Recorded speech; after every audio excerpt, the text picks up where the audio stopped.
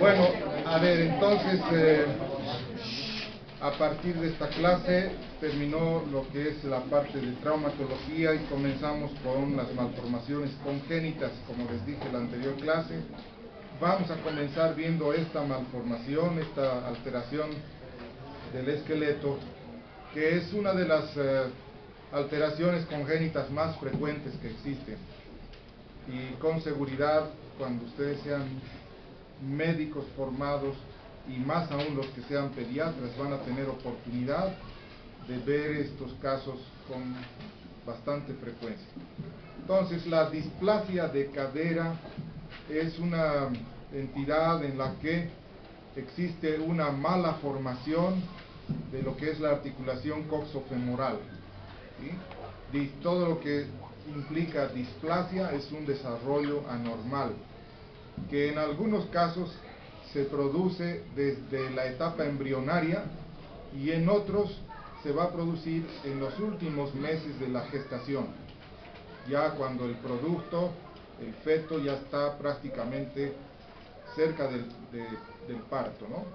También se conoce como displasia del desarrollo de la cadera, porque es francamente un problema de desarrollo, hay un retraso en realidad en el desarrollo de esta región. Hay muchas clasificaciones, como en todo lo que hemos estado viendo hasta hoy. La clasificación más sencilla nos habla de estas tres variedades de lesión: la cadera displásica, subluxable o laxa, ¿sí? Es decir, es una cadera que por su desarrollo retrasado es inestable, pues hay una inestabilidad.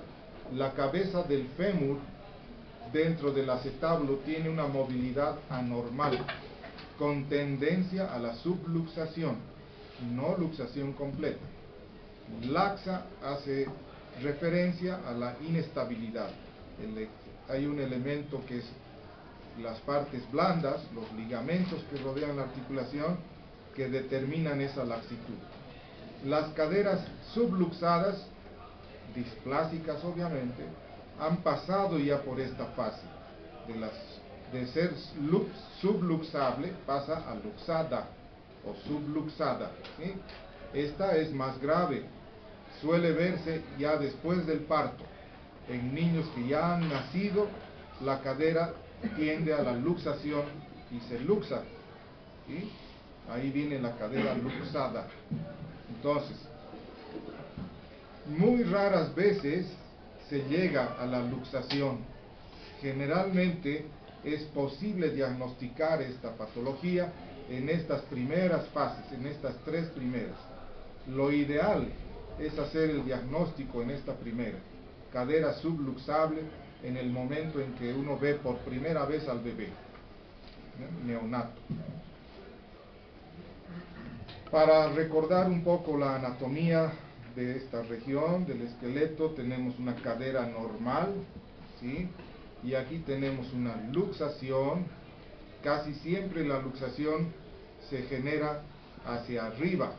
La cabeza del fémur se va para arriba por acción de la tracción que hacen algunos músculos y llevan a esta posición.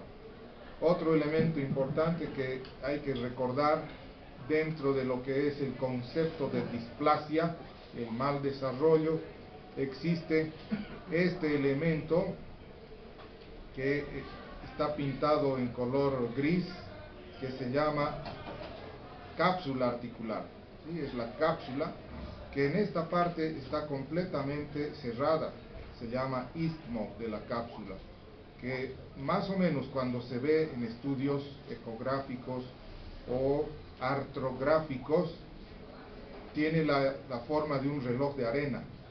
Esto es característico de la displasia. Entonces, este estrechamiento impide que la cabeza pueda retornar al acetábulo y permanece luxada muchas veces hasta la edad adulta. Hay pacientes que no han acudido al pediatra, ¿no? Que los padres se han descuidado y demás. Algunos aspectos epidemiológicos de esta alteración fíjense que la incidencia de la displasia, el simple mal desarrollo, haciendo revisiones clínicas en los hospitales pediátricos, llega más o menos a un 8.6 de cada 1000 recién nacidos vivos. ¿Okay? Esto es mediante exámenes clínicos, mirando al niño, haciendo algunas pruebas de movilidad en las caderitas, etcétera, etcétera. Con la ecografía llega a un 25 por 1000. Es decir, que con el examen clínico no es suficiente para hacer un diagnóstico.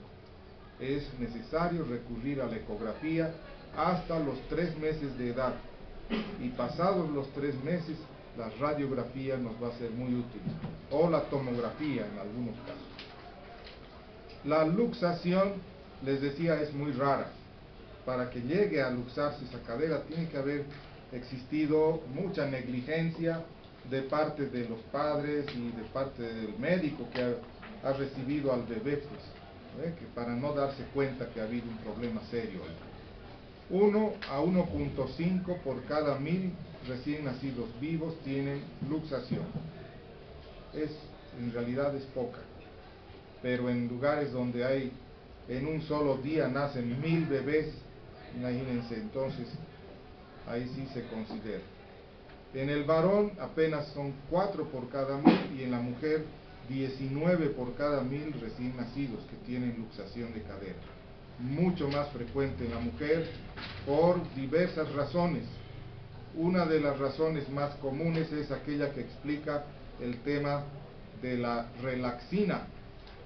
La relaxina es una hormona, ¿sí?, un componente químico asociado a la progesterona en la mujer. Cuando se eleva la progesterona en los últimos meses de la gestación, entonces se produce una hiperlaxitud ligamentaria. La relaxina está presente con mayor frecuencia, mayor incidencia en el embarazo, en los últimos meses. Por eso es que la pelvis de la mujer se abre para dar curso al trabajo de parto, gracias a la relaxina, que va a influir en la cadera del bebé, si es mujercita con mayor razón. Y esta es la proporción que hay entonces de mujer a varón, 6 a 1, no solamente con la luxación, sino con la misma displasia. Esta es la relación, 6 a 1. Más de la mitad de los casos de luxación o displasia es bilateral. Bilateral. Cuando es unilateral es más frecuente el izquierdo. Esto no se sabe exactamente por qué, pero se cree que es porque el lado izquierdo es menos desarrollado, pues, neurológicamente, estructuralmente el lado izquierdo en la mayoría de los seres humanos es menos desarrollado. Bien, algunos factores que predisponen, llamamos más bien factores de riesgo, ¿sí?, o factores concomitantes, acompañantes también. Cuando el niño nace de pie o cuando nace en posición pélvica, ¿no?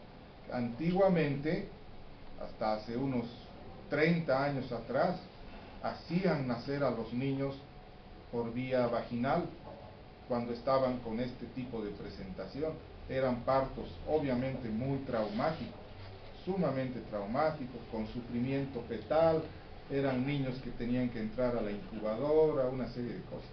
Hoy en día todos estos niños ya van directamente a la cesárea, pues felizmente es posible visualizar en una ecografía cuál es la posición del bebé. Y obviamente estos son casos que se presentan sobre todo en mujeres primíparas, o sea, aquellas que tienen el embarazo por primera vez. Es mucho más común en mujeres jóvenes también.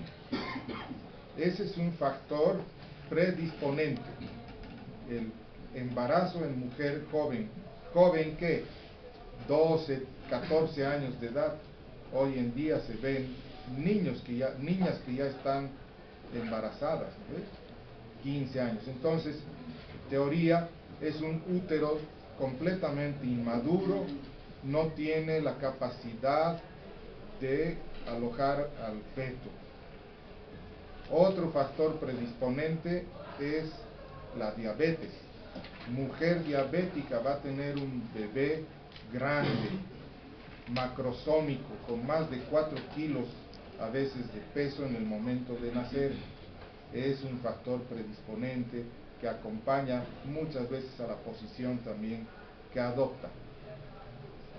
Estas malformaciones que pongo a continuación, la tortícolis, el pie equinovaro, el metatarsus adductus, son niños que nacen con los pies hacia adentro, el pie equino también, solo que el pie equino es una deformación global de los pies a partir del tobillo para abajo, el ser primogénito, como les decía, macrosómico. Esos son factores que acompañan frecuentemente a la displasia y luxación de cadera. Apenas hasta un 2% de bebés de padres biológicos desarrollan luxación congénita de cadera o displasia. Casi en un 10% de los casos descubiertos, diagnosticados de displasia, encontramos que alguno de los hermanos también ha tenido el mismo problema. Es decir, puede haber cierta tendencia genética y familiar. A veces se encuentra en los antecedentes que la mamá también tuvo, la hermana mayor tuvo displasia y quizás la abuela o algún otro antepasado por ahí. Menos común en raza china, bueno, asiática en general, ¿sí? Japoneses, hindúes y tal, no tienen tanta frecuencia de coincidencia en la displasia, y en la raza negra. Y esta otra clasificación que es importante que ustedes la consideren y lean, por favor. La luxación teratológica o embrionaria y la luxación típica o fetal. Teratológico, ¿qué quiere decir? Que está inducido por algunos factores externos, básicamente. Teratológico casi siempre es por radiación, puede ser por exposición a algunos tóxicos, ¿no? Algunos fármacos que se le ha administrado a la madre en los primeros meses de gestación. Entonces, a eso hace referencia lo teratológico. Pero también teratológico puede ser genético, puede ser heredado. Esta forma de luxación, entonces, se da desde el inicio del embarazo. Es agresiva. Muchos de estos niños tienen múltiples malformaciones. Además, pueden tener el corazón invertido, malformaciones valvulares, problemas en los intestinos, ano imperforado, en fin, muchas malformaciones. No es raro encontrar siameses, ¿no? Embarazos gemelares y siameses, aquellos que están unidos a veces por la cabeza, el tórax y tal, en estos niños. ¿Okay? Esta es muy difícil de tratar y es de muy mal pronóstico. Mal pronóstico.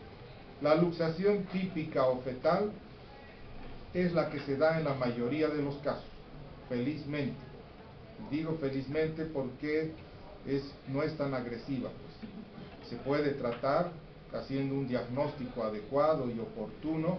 El tratamiento puede ser hasta muy simple, que no demora más de 2 meses en recuperar la función de la caderita. Sin embargo, se manejan también muchas teorías para explicar un poco la patogenia de esta alteración. Hay básicamente 3 teorías que nos hablan de un trastorno de origen mecánico, ¿sí? Aquí entra aquello que les había mencionado, una posición intrauterina anormal o un feto que es muy grande pues, para la edad gestacional. La displasia acetabular primaria es otra de las grandes teorías que se manejan hoy en día, que es en realidad, a ver, para sintetizar, es una mala formación sin una causa, es decir, es idiopática. Simplemente se formó mal, así como hay niños que pueden nacer con 5 o 6 dedos en una mano, digamos, ¿no? No hay una explicación. Laxitud ligamentaria es otra teoría fuertemente rebatida en los últimos años, donde hay mayor laxitud en algunos pacientes, y esto no solamente ligado a la relaxina a la que hice mención, sino como predisposición familiar también. Esto es muy común en mujeres que son de constitución delgada, ¿no? Que son magras. La evolución de la luxación. Así es como se genera inicialmente. Vean acá esta imagen del acetábulo. Es un acetábulo poco profundo, es casi plano, entonces no tiene capacidad de alojar. Un acetábulo normal debería cubrir completamente a la cabeza, no sucede en esta imagen. Entonces desde ahí comienza el problema. Tenemos una cápsula articular demasiado débil, laxa, que se dilata, es como un elástico, ¿no? Aquí ya existe una subluxación, fíjense, una mitad de la cabeza está adentro, o menos de la mitad, y casi toda la cabeza está afuera. Aquí se forma este elemento, ¿sí?, que se llama labrum. El labrum es un tejido fibroso, tejido duro, a veces fibrocartilaginoso, que se interpone entre la cabeza y el acetábulo, impide el contacto directo entre estos dos elementos, y va desarrollándose el labrum, va creciendo a medida que va creciendo también el esqueleto fetal, y en el momento del parto ya está así completamente interpuesto el labrum. Además se desarrolla este elemento hipertrofiado que al inicio era así, que es el ligamento redondo, ¿no? Ustedes saben que el ligamento redondo sirve también para irrigar la cabeza del fémur.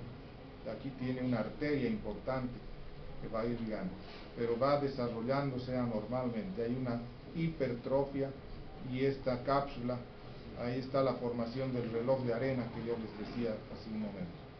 Eso desde el punto de vista anatómico, ¿no? Los cambios que se generan en la cápsula, la laxitud que permite salir al fémur del acetábulo, el tendón del psoas que cruza al frente es el responsable también de este estrechamiento. Fíjense que el tendón del psoas viene desde la columna lumbar, ¿no? Se llama iliopsoas. Tienen su punto de origen en las vértebras lumbares, atraviesa el abdomen, la pelvis, y llega hasta el trocánter menor. Ojo que el psoas es un potente flexor de la cadera. Entonces, cuando está completamente retraído, está tenso ese tendón, va a ser responsable también de este estrechamiento, el signo del reloj de arena. Este señor Barlow ha sido un señor que durante muchos años ha estudiado, ha escrito muchos libros.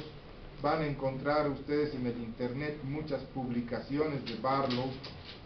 Ya falleció este caballero hace muchos años, pero habla de cosas muy interesantes, ¿no? Lo más rescatable es mencionar que de cada 60 nacidos, uno tiene inestabilidad en la cadera, ¿sí?, sin necesidad de que haya luxación, pero hay inestabilidad.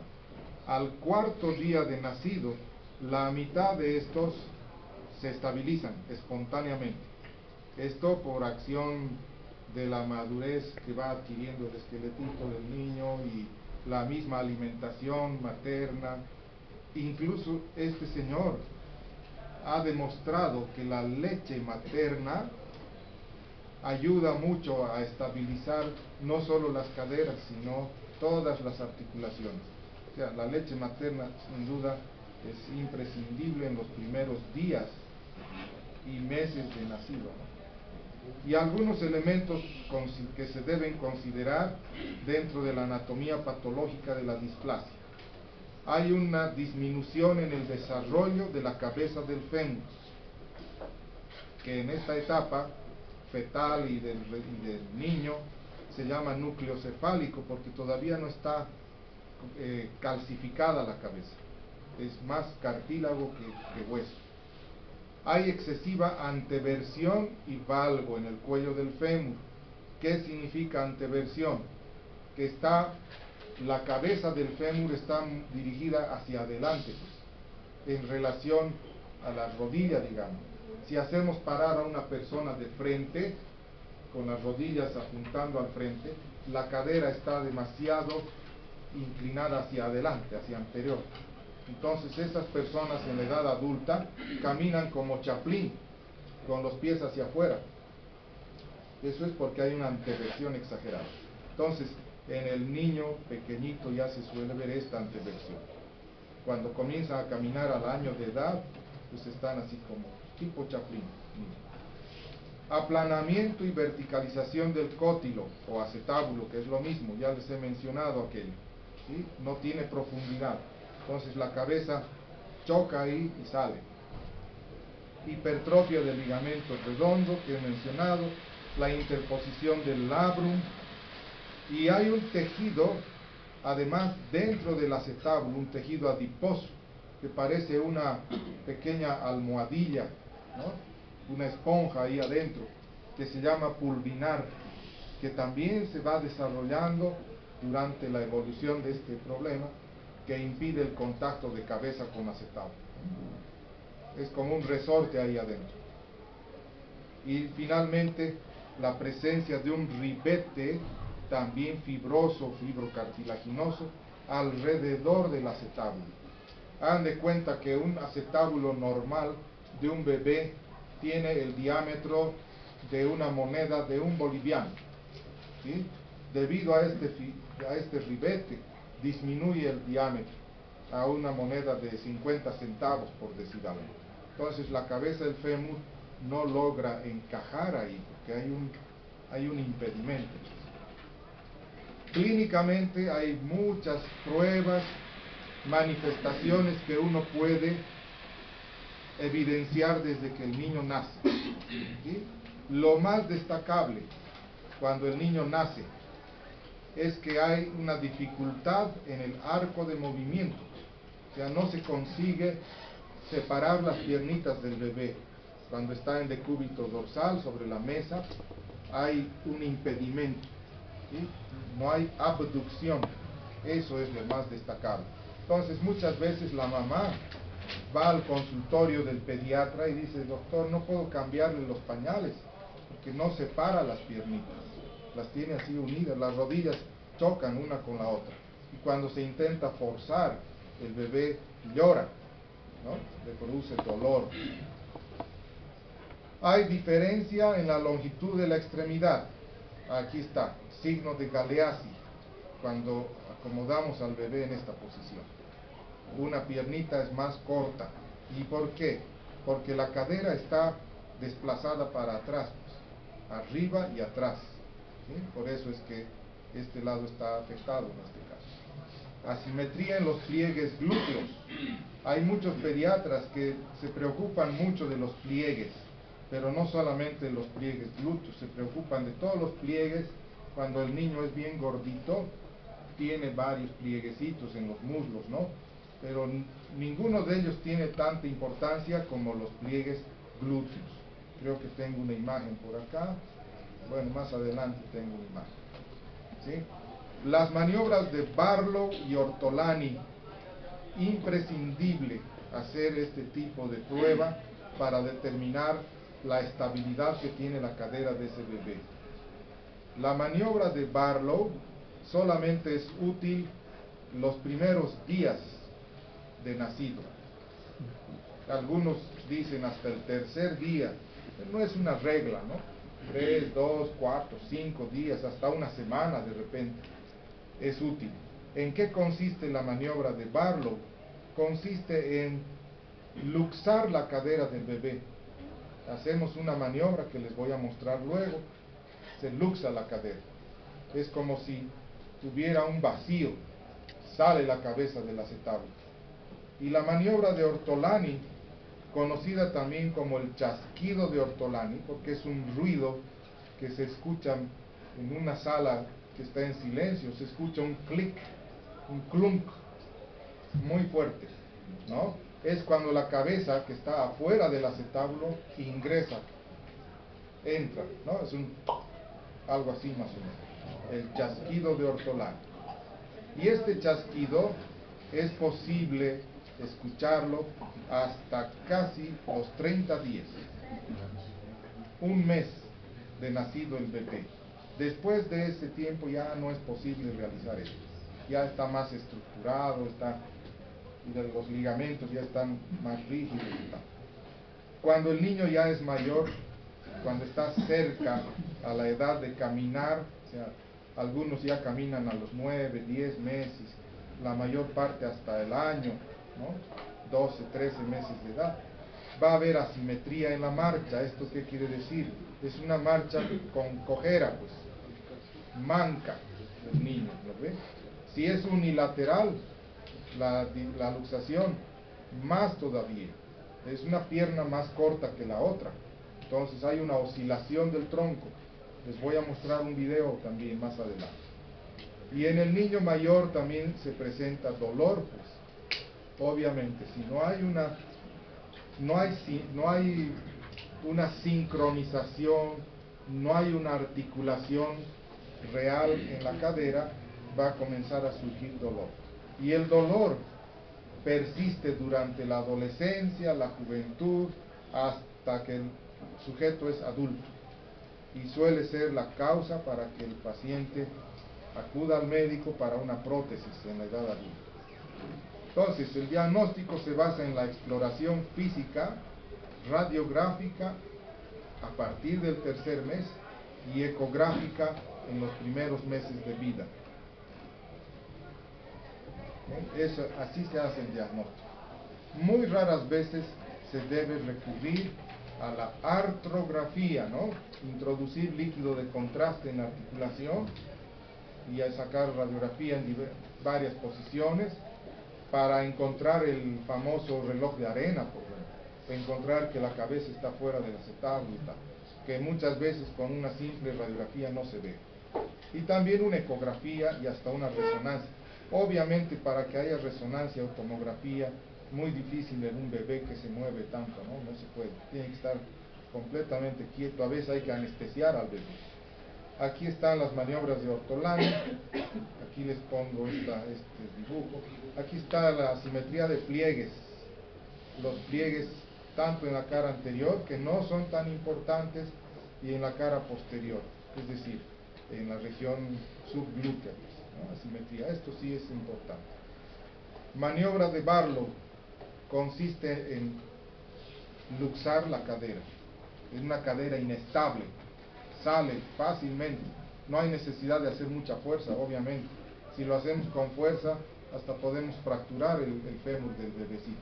Una maniobra muy, muy suavecita. Incluso el bebé a veces está dormido y ni despierta. Hacemos la maniobra y sigue dormido. Entonces, empuja la cadera, el muslo para atrás, empuja para atrás y para adentro. ¿Sí? Ahí es que se produce. Aquí también hay otra imagen, empuja para atrás y luxa, está luxando, ¿verdad? Esa es la maniobra.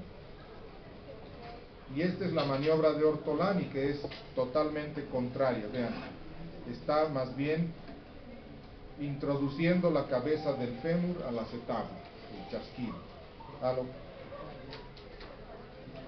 Sí, pone la mano.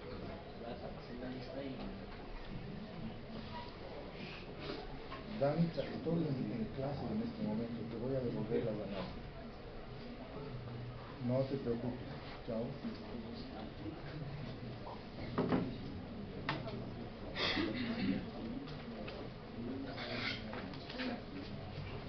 Acá hay un video que quiero mostrarles de un bebé para que noten ustedes la inestabilidad que hay en esa caderita, ¿es para ampliar? No, no era para ampliar.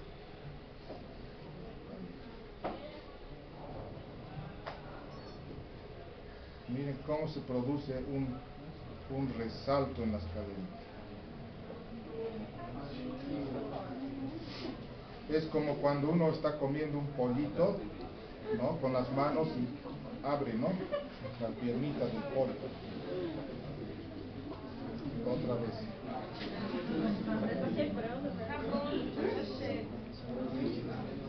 Ya llega. Muito ruim, não é ruim. Ruim é deixar ele assim. Luxa. Ok, ¿qué más tenemos?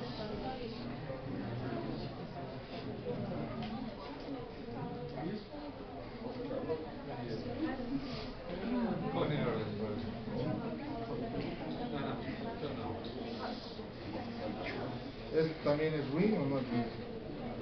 No creo que sea ruin. A ver, esta es ya una adulta con una luxación congénita de cadera. Es decir, hay una marcha con el tronco inclinado, fíjense. Eso va a alterar la biomecánica de la columna.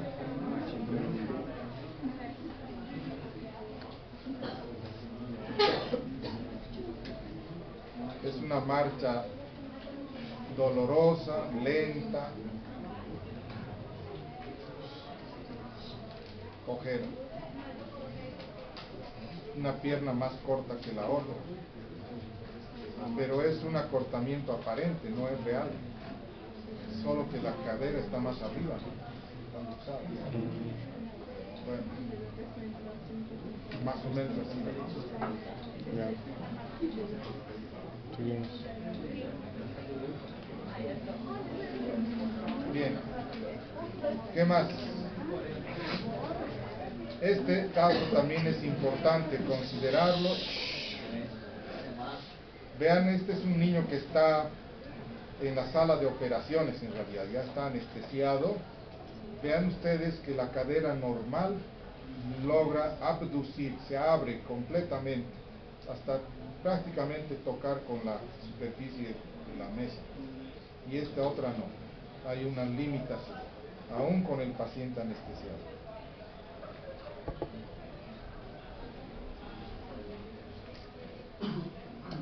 Otros datos que es importante considerar: cuando el niño ya está caminando, después del año de edad, se va a presentar deformación en la columna, les decía hace un momento.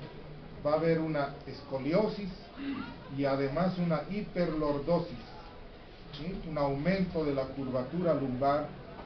¿Y esto por qué? Es una compensación.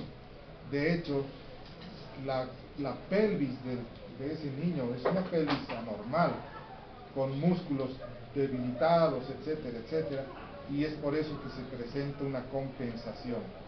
Para mejorar la marcha, en realidad, de manera inconsciente, el niño hace una basculación de la pelvis, ¿okay? Y se genera dolor en la columna. Prominencia del trocánter mayor, claro, es una cadera que está fuera, entonces un lado de la pelvis es más salido, digamos, que el otro. Contractura del glúteo medio, hay dificultad para realizar movimiento de abducción, por eso es que el paciente no consigue abrir las piernas.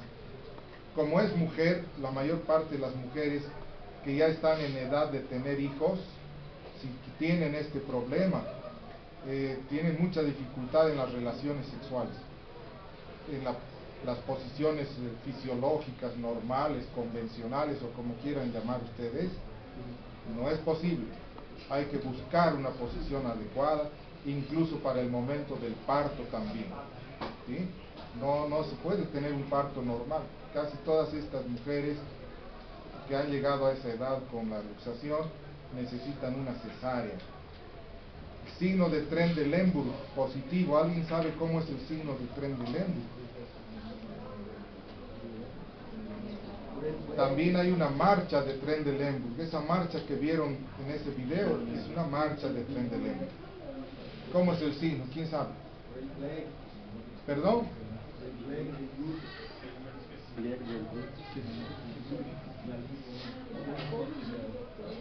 El signo de tren de Lemberg es esto. Se le pide al paciente que se pare en un solo pie, ¿sí? Que pare en un solo pie. Normalmente la pelvis debería mantenerse así, en posición horizontal. Cuando hay insuficiencia glútea por la luxación de cadera, cae la pelvis, bascula. Es imposible que se mantenga así. El paciente en realidad tiene dolor y no consigue estar de pie. Nada, ni siquiera agarrándose de la pared ni nada. Así es. Acortamiento del miembro con marcha de puntas, incremento de la contractura en aducción y genus valgo, es decir, no consigue separar otra vez, no abre las piernas y va a haber un genus valgo compensador. Las rodillas también se le van deformando. Y aquí viene la parte quizás más importante que ustedes tienen que aprender a evaluar. Las placas radiográficas después de los 3 meses, 4 de preferencia. Es el momento en que ya se van a poder visualizar las cabezas del fémur, los núcleos cefálicos que están en formación. Entonces se pide una radiografía panorámica de pelvis. Así es como le va a mandar el radiólogo la radiografía al médico, ¿sí? Ambas caderas visibles, donde vamos a apreciar este elemento. Aquí, por ejemplo, tenemos una cadera luxada, ¿no? Muy evidente. Está fuera del acetábulo, este es el techo del acetábulo. Aquí tenemos 2 caderas normales, que están debajo del techo del acetábulo. Pero hay que realizar en la placa radiográfica varios trazados, hay que trazar varias líneas, que aquí les voy a ir mostrando. A ver, esta línea horizontal, ¿quién murmura tanto ahí atrás? A ver, esta línea horizontal es una línea que pasa por el fondo del acetábulo. Este punto rojo que ven acá es el fondo del acetábulo. Ya, pasa por ahí. Se llama línea de Hilgen-Reiner. Aquí está el nombre. Hilgen-Reiner. El fondo del acetábulo está marcado por algo que conocemos como el cartílago trirradiado, que es cartílago de crecimiento. ¿Sí? Este espacio que se ve aquí es cartílago trirradiado. La línea de Perkins es perpendicular a la anterior y pasa por el borde externo del acetábulo.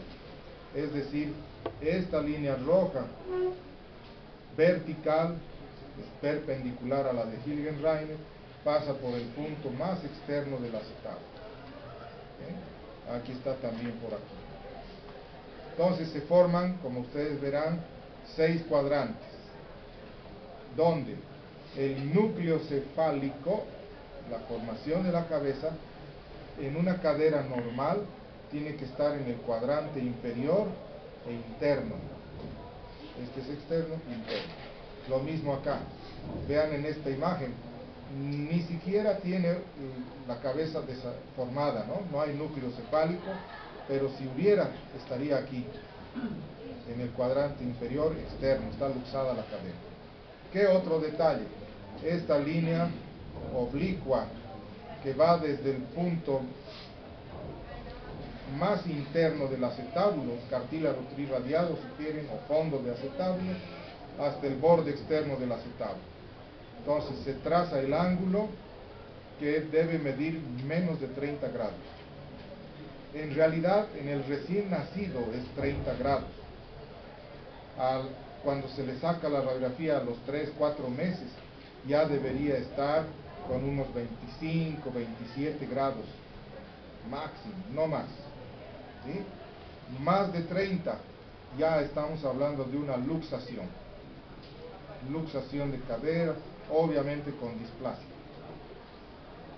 Aquí tenemos otra imagen, no muy clara, pero donde se puede apreciar que aquí el núcleo cefálico está bien ubicado y aquí está completamente afuera, en el cuadrante superior. Otro detalle anatómico radiológico es este, se llama arco de Shenton. Aquí van a poder anotar este, arco de Shenton. Es una línea curva que pasa por el borde inferior del cuello, desde el trocánter menor, y pasa por el borde inferior del pubis. Aquí está esta imagen otra vez, desde el trocánter menor, borde inferior del cuello, hasta el pubis, por el agujero obturador. Cuando esta línea curva se interrumpe, como acá, estamos frente a una luxación, arco de Shenton. Ahí está un arco de Shenton completamente alterado, ¿sí? Interrumpido. Aquí, ¿cuál de las caderas está anormal?